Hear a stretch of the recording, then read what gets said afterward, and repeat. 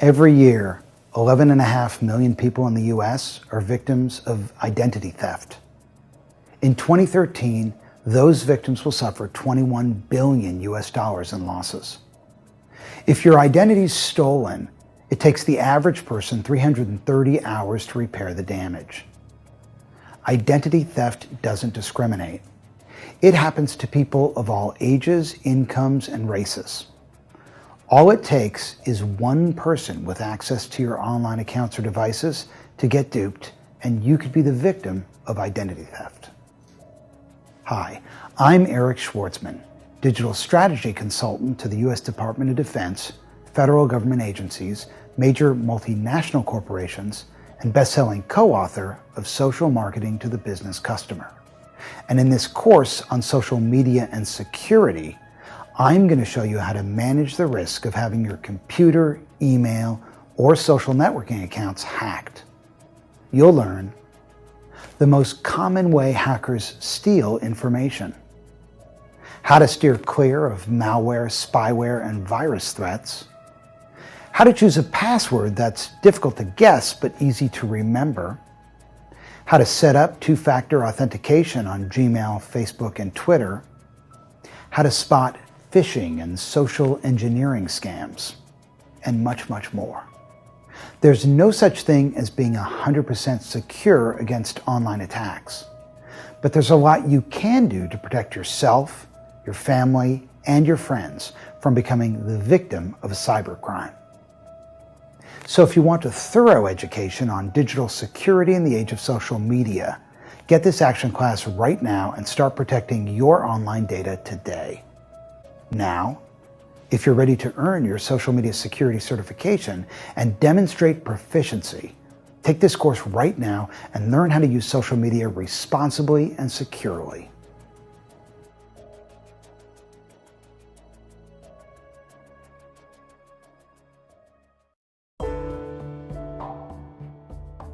Social media is really just another communication channel. It's a way to express yourself, connect with others, publish your work, and even promote things and ideas. But unlike having a phone conversation, talking on the street, or sending an email, social media is public, so it can reach a lot of people, spread quickly, and result in a permanent record of what you said and did. And that record can be found through a search engine for a very long time. So if you use common sense and good judgment, social media can be a great tool for collaboration, interaction, and sharing. But without common sense and good judgment, social media is a way to create evidence that can be used against you or your employer. This course provides insight into the benefits and risks of communicating in public. We're going to give you the tools to use social media and other communication channels effectively and responsibly, and help you see and hopefully avoid the unintended consequences. Part of the information is to explain what laws may apply, and part of the information is to provide you with the questions to ask as you decide how you want to use social media for work. Comply Socially is not giving you legal advice, determining best practices, or telling you what to say or do. One of the real values of social media is that it's less formal, more personal, spontaneous, and real. We're here to educate you so you can use social media in ways that work for you. We also want to remind you that there's no way for us to anticipate or discuss every situation that might arise. But we hope to get you to ask the right questions, and when you have a question on what to do or how to handle something, we encourage you to talk to someone familiar with the legal and practical issues for your situation. Different states, cities, and companies have different laws and rules that apply, so if you're not sure, ask before you act.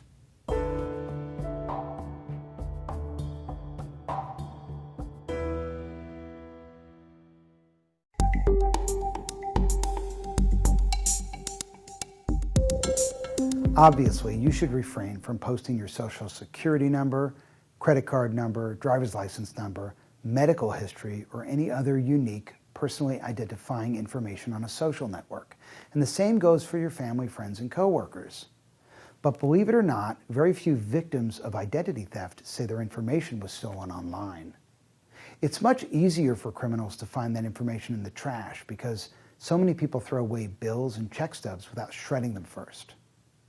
How you dispose of printed material matters because dumpster diving, literally digging through your garbage, is a popular way thieves acquire documents like pre-approved credit card offers, paid bill receipts, old check stubs, and other personally identifiable information, which can be used to steal your identity and commit other types of fraud like opening a credit card or ordering a mobile phone in your name. 88% of the information collected and used to perpetrate identity theft is obtained through dumpster diving. As long as your trash is accessible, dumpster diving is not illegal. According to the U.S. Supreme Court, it is common knowledge that plastic garbage bags left on or at the side of a public street are readily accessible to animals, children, scavengers, snoops, and other members of the public. So once you throw something away, unless your dumpster is inside a fenced enclosure marked no trespassing, everything in it is in the public domain. So shred anything with personally identifiable information on it before you throw it away. You can also protect yourself by thinking carefully about what you share before you share it.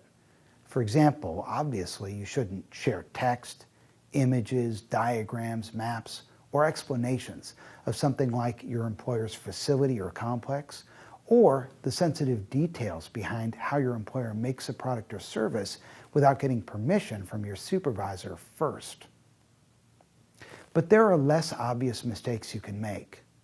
What may seem like an innocent picture of coworkers eating birthday cake in the lunchroom may actually disclose sensitive information on a bulletin board in the background or about the layout of an office that could compromise security. So before you hit the send button, ask yourself these 4 questions. Does it need to be shared? Does it need to be shared by me?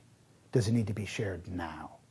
And is this something I'd be comfortable admitting I shared in a court of law? When you share something on social media, you're putting a statement on the public record, and that record could last forever. So before you click send, rephrase the email, Facebook post, or tweet, because all it takes for a digital record to be discovered, even if you think it's private, is a subpoena. That's right. If your social network receives a subpoena, they're required by law to disclose your emails, messages, or posts. In that respect, emails and social media status updates are kind of like tattoos. They're going to be with you for a long time, so you better make sure you're comfortable with them first.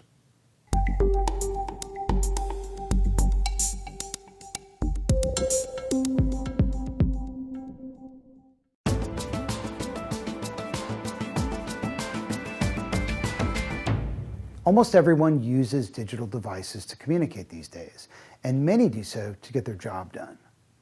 But whether or not you as an employee use email or social media to communicate as an individual or on behalf of your employer, we want to give you some helpful tips on how to keep your identity and your communications secure.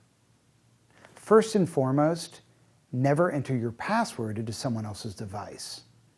It's risky to log into your email or social networking account on a computer you don't own. As you may have noticed, if you've ever used a friend's computer to log into your email or social networking account, the browser will ask you if you want it to remember your password for future logins. If you make the mistake of clicking allow, your password gets stored on that person's computer and they'll be able to access your account even after you've logged out. If you make that mistake, you should be able to delete your password from their browser by visiting the Preferences menu. But even if the Save Password option doesn't pop up, a computer can still log your keystrokes and record your password. Public kiosk computer workstations in airports, libraries, hotel lobbies, and retail environments are particularly risky because someone could have installed keystroke logging spyware to try and steal your login information so they can use it for identity theft, spamming, or industrial espionage, which is illegal spying for economic gain. You can also compromise the security of your email or social networking accounts by sharing your passwords with others, so try and avoid doing so. If you do make the mistake of sharing your password verbally, be sure to change it shortly thereafter. It's always a bad idea to send your username and password to someone in an email, text message, or using the private messaging features of a social network, such as a Facebook message or a direct message on Twitter. because it could be intercepted, or the person you send it to could share it with others. Or if their account gets hacked, your username and password could fall into the wrong hands. If you must share your password verbally, be discreet about it. And if you must ask someone else for their password, be discreet about that as well. And never ever write down your password anywhere. You need to commit it to memory.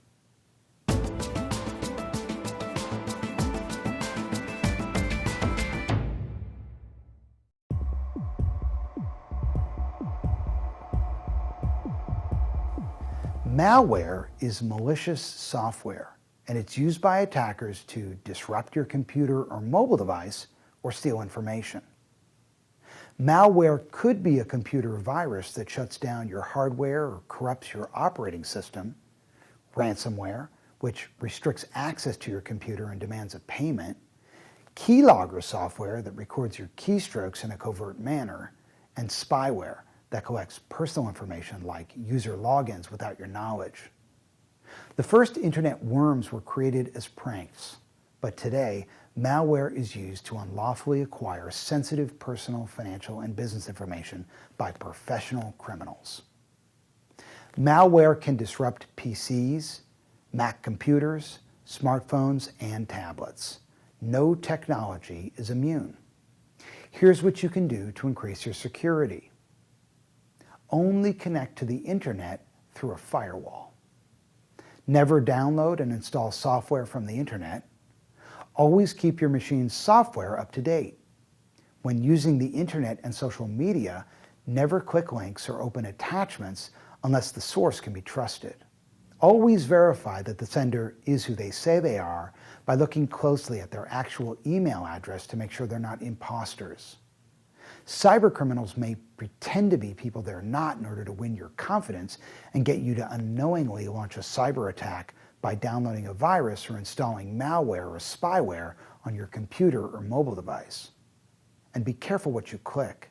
In most browsers, you can check the source of a link by hovering your cursor over it to see where it actually takes you. Just because you see a clickable URL doesn't mean it transits to the link you're seeing. In this example, the URL actually transits to a different address. Watch what happens when I hover my cursor over the link.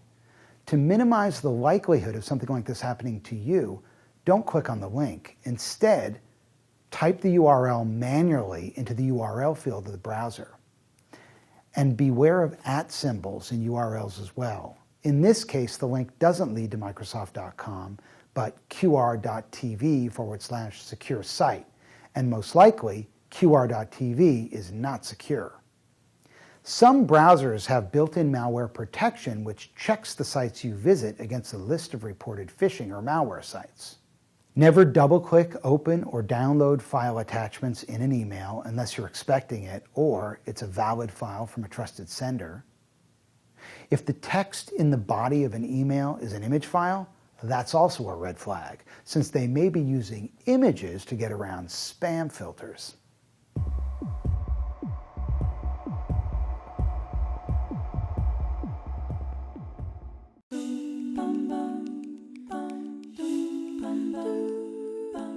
Have you ever noticed sometimes you go to a website and the URL starts with HTTPS instead of HTTP? When you're at a site located at an HTTPS web address, you're at a website that's more secure than a website at an HTTP web address. When you visit a website located at an HTTPS URL, you're more protected against an attacker intercepting the information you send to that site, like if you fill out a form to download a white paper or if you send credit card info to make a purchase. The S in HTTPS stands for secure, and it provides bidirectional protection between you and the website you're visiting by encrypting any information you send to the computer or server where the website's hosted and whatever the site sends back to you. Without getting too technical, the important thing to know is HTTPS sites are more secure than HTTP sites. It's almost always a bad idea to conduct e-commerce on an HTTP site because that means your credit card information is not encrypted. So if it's intercepted, you might start seeing a bunch of charges on your bill that aren't yours. In order for an HTTPS site to function properly, it needs to have a current digital certificate in place, which guarantees that the people responsible for the site are who they say they are. That way, if you get swindled when making a purchase and want to take legal action, the identity of the operator of the offending site is clear. If the digital certificate is out of date, most newer browsers will let you know by displaying an invalid certificate notice across the screen that looks something like this. But like every aspect of digital security, HTTPS isn't 100% secure either. So while it does provide a reasonable level of security, it too is vulnerable to hackers. Most popular websites and social networks offer HTTPS access, but don't insist upon it. It used to be that you had to check a box to force Twitter to only connect to their HTTPS service, but they've since discontinued HTTP access altogether. And that's a good thing because it means they're taking security measures more seriously. Facebook is HTTPS only too, but not all other social networks are HTTPS only. So next time you're on a social networking website and the URL field says HTTP, try adding an S afterwards and see what happens. If a little lock appears and you're still connected to the site, that means you're using the more secure version of their service. If you want to force Firefox or Chrome to always use HTTPS when it's available, the Electronic Freedom Foundation offers a free browser extension called HTTPS Everywhere, which will always default to HTTPS when it's available. But make sure you have approval before you install it on your employer's computer. There are ways hackers can work around HTTPS protocol security, but it's still going to be safer than regular HTTP access and should always be used when it's available for increased security.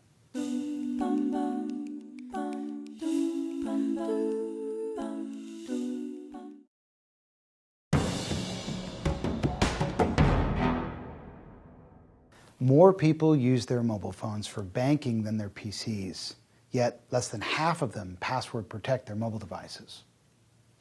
Whether it's a desktop computer, laptop computer, tablet, or mobile phone, password protecting your device is essential. But since mobile phones are moved around more and can be easily stolen or misplaced, password protecting them is especially important. Either way, you need a good password. What is a good password? A good password is a password that's hard for others to guess, but easy for you to remember. Don't use any words from the dictionary or patterns on the keyboard because password cracking malware runs quickly through every word in the dictionary, whether in English or some other language, alternates upper and lowercase letters, and even swaps out numbers and special characters for letters like capital B's for 8s, 1s for I's, and @ symbols for A's until they hit a match. So even if you substitute numbers and special characters or alter upper and lowercase letters, using words from the dictionary is a bad idea. On the other hand, if you build a password by taking the first letter of each word in a phrase, you'll have a password that's tougher to hack. Here are some important tips for coming up with passwords that are tougher to guess.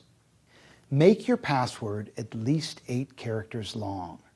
Include a combination of numbers, upper and lowercase letters, and special characters. Avoid using any personal information that could be easily guessed or discovered. It's probably the first thing an intruder will try. Your name, your child's name, your birthday, your child's birthday, your driver's license number, passport number, social security number, or any other piece of personally identifiable information, whether you've changed some letters to numbers or not, is not a good choice.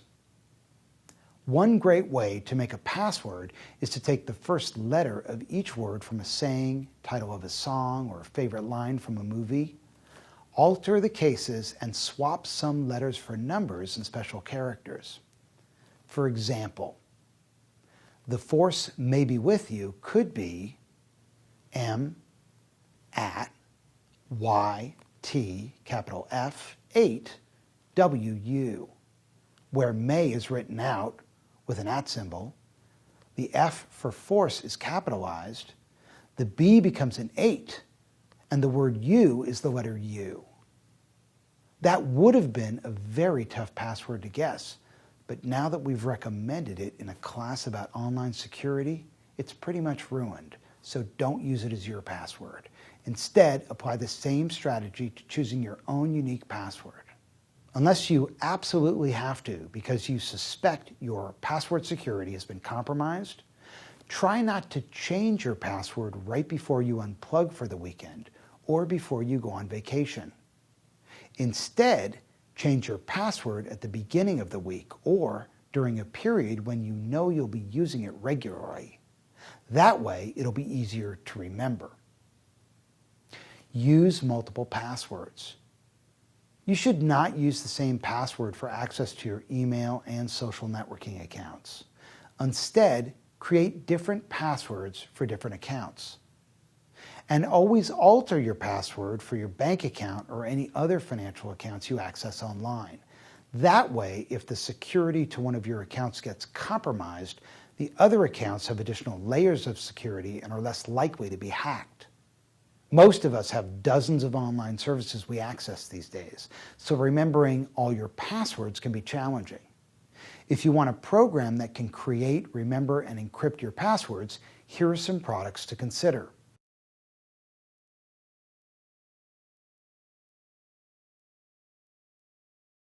Always, always, always password protect your mobile device and laptop. That way, if you lose them or they get stolen, it's unlikely your data will be accessed by an unauthorized user. If you need help, access the security settings on your mobile device or laptop, or ask your supervisor for help.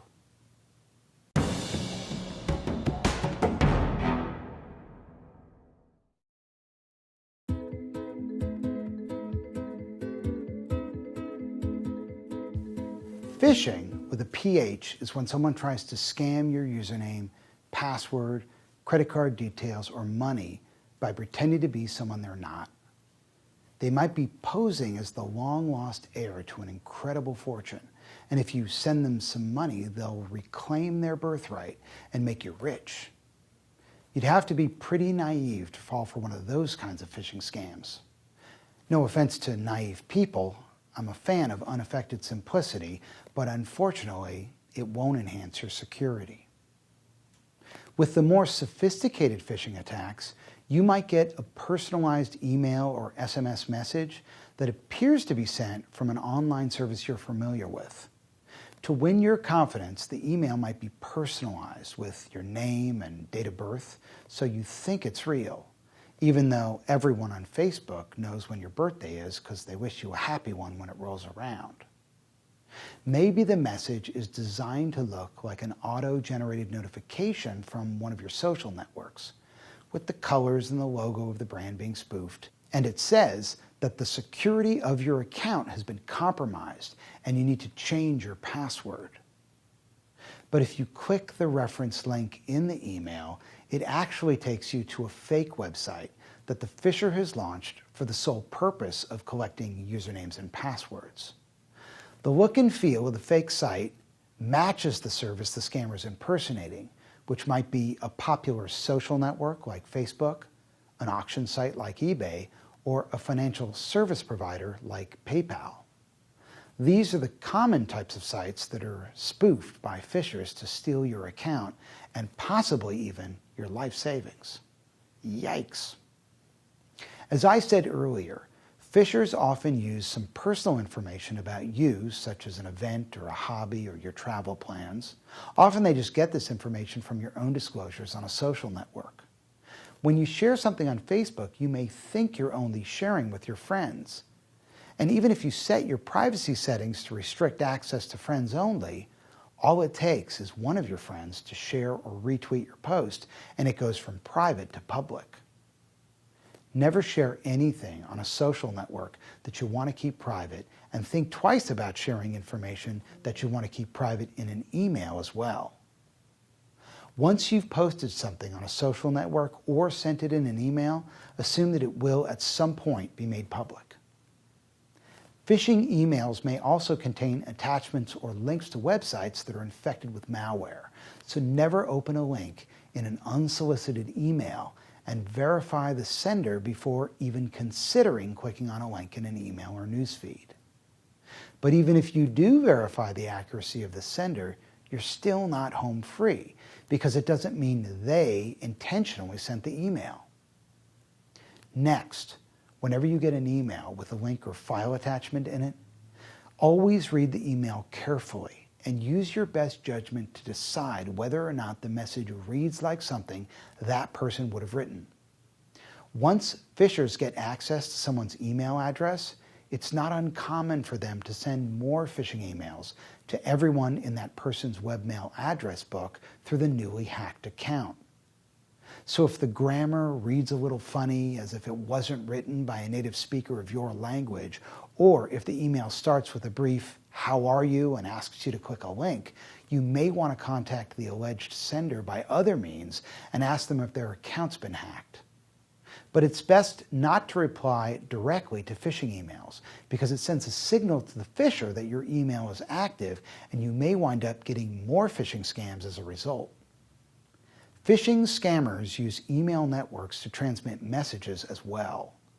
Social networks can be used to trick users into clicking links.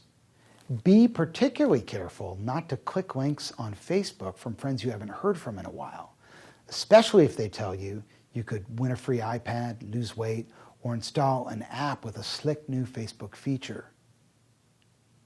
Other common social network phishing scams include a link with a post that says you'll never believe what someone is saying about you online, or links that start with bit.ly or tinyURL, because they could redirect you to a dangerous site, and it's no longer really necessary to shorten URLs on Facebook or Twitter. If a phishing scam appears in your newsfeed, you can report it to the social network you saw it on.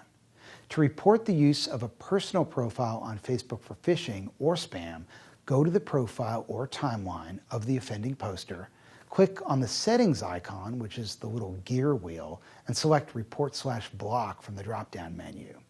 If it's a Facebook page you're reporting, use the Report Page option.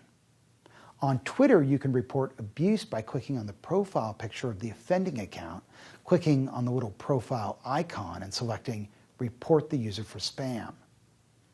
In Gmail, you can report abuse by clicking on the little stop sign shaped icon with the exclamation point inside of it.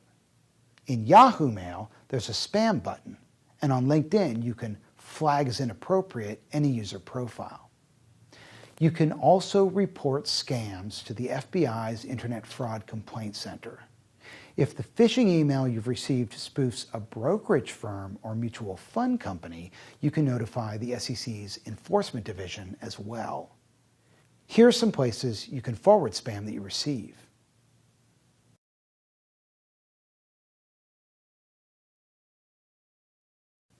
Reporting abuse only takes a second, and it winds up helping everyone use social media and email more effectively. So please consider taking the time to report abuse and spam when you see it.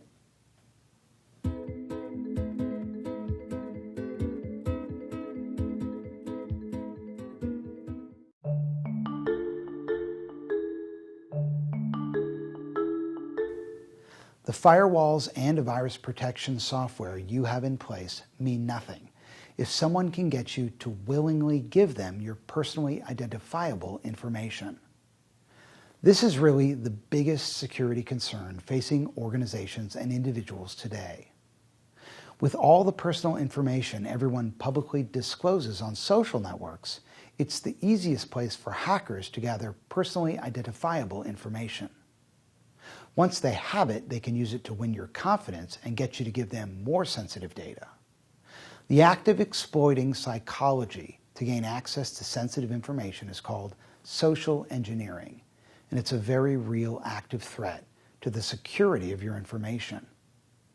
By exploiting the human element of trust, Social engineers are able to get you to disclose all kinds of personal information. They use the information you willingly put online, like your resume, home addresses, phone number, birthday, employment information, work locations, names of family members, education, hobbies, interests, and photos to trick you into thinking they're someone you can trust. At the same time, what makes social networking fun is publishing personal information. But, as Marshall McLuhan aptly put it years before social media was invented, publication is a self-invasion of privacy. And it's truer now than ever. When you share personal information on social networks, you're invading your own privacy. So establish some boundaries around what you will and won't share. The more you invade your own privacy, the more you're giving social engineers to work with. Beyond the obvious, here are a few things you might want to avoid sharing on social media. Pictures of yourself or anyone else under the influence of drugs or alcohol. Anything about your health condition because it could be used in the future to deny coverage. Anything about parties you have because you can't always invite everyone and feelings are likely to be hurt. Purchases of precious stones, precious metals, or anything else that might tempt a burglar. Or how thrilled you are that your kid is finally old enough to stay home alone. At the same time, if you choose to share personal information, understand that just because someone knows things about you that you didn't tell them, or just because you have a mutual friend or contact, doesn't make them trustworthy. Remember, you may have posted whatever it is they know about you on a social network and forgot. The more you share on social media, the more others are going to know about you. If you're not careful and mindful about what you've shared publicly in the past, you're particularly vulnerable to being duped because the attacker will use the information they know about you to establish a feeling of familiarity. And once they've won your confidence, they can get you to give them more information. By making you feel like they know you already, you can be tricked into thinking it's safe to tell them more. An example would be calling someone up on the phone, dropping the name of one of their LinkedIn connections at the company they work, and saying that that person suggested they call to get details about a specific project. Once the conversation's underway, the attacker might say they have friends or relatives who went to the same school as the victim, or see that the target checked in on Foursquare at a recent trade show or conference and lie and say they were there too, to win their confidence. So always remember, with so much information publicly available, just because someone knows details about your work or life doesn't mean they're trustworthy. Another way social engineers gain access to computer systems is by posing as a technician on a service call. They get a hold of a Verizon shirt and toolbox and just show up. So if a computer or communications technician shows up to fix something and you didn't call them, verify their identity by contacting the organization they're with before providing access, or notify your supervisor or security immediately. Just because they're wearing a phone company shirt and have a laminated ID doesn't mean they are who they say they are. Unlocked electrical breaker cabinets outside your building are also a threat because a social engineer could turn off the power to the building and then show up in a utility technician's uniform and say they're there to restore the power and wind up stealing sensitive information in the process.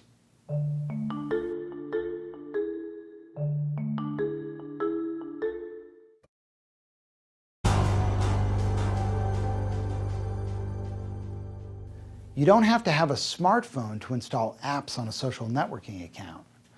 There are all kinds of apps you can grant access to your social networking profiles on a desktop or laptop computer. Some of these apps are gaming apps like Farmville and Mafia Wars, but others are utilities like TripIt, which allows you to share travel plans, and Ustream, which can post videos to your Facebook wall. You can manage the level of access some of your Facebook apps have to your personal information, whether your wall is public or private. All Facebook apps have access to your name, profile picture, gender, username, user ID, friends, and whatever else you make public. If it's public on Facebook, the apps can use that information. Here's where you can adjust your app settings on Facebook. Click the gear shift in the upper right-hand corner and select Privacy Settings. Then in the sub-menu, select Apps. Here's where you can adjust your app settings in other popular social networks.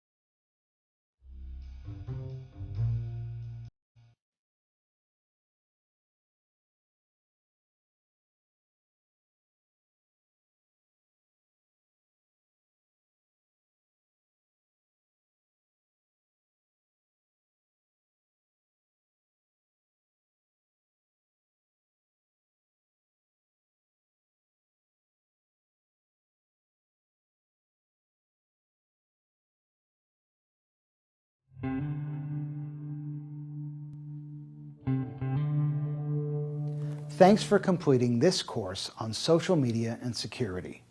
Congratulations on earning your Level 1 Social Media Security certification.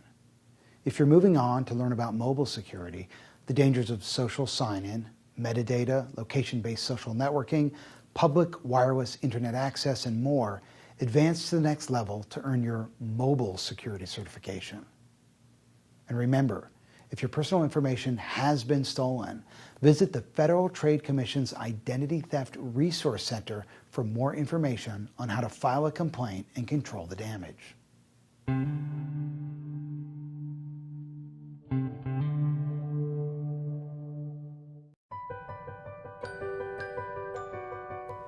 We hope this information has helped you better understand the legal and practical environment of social media.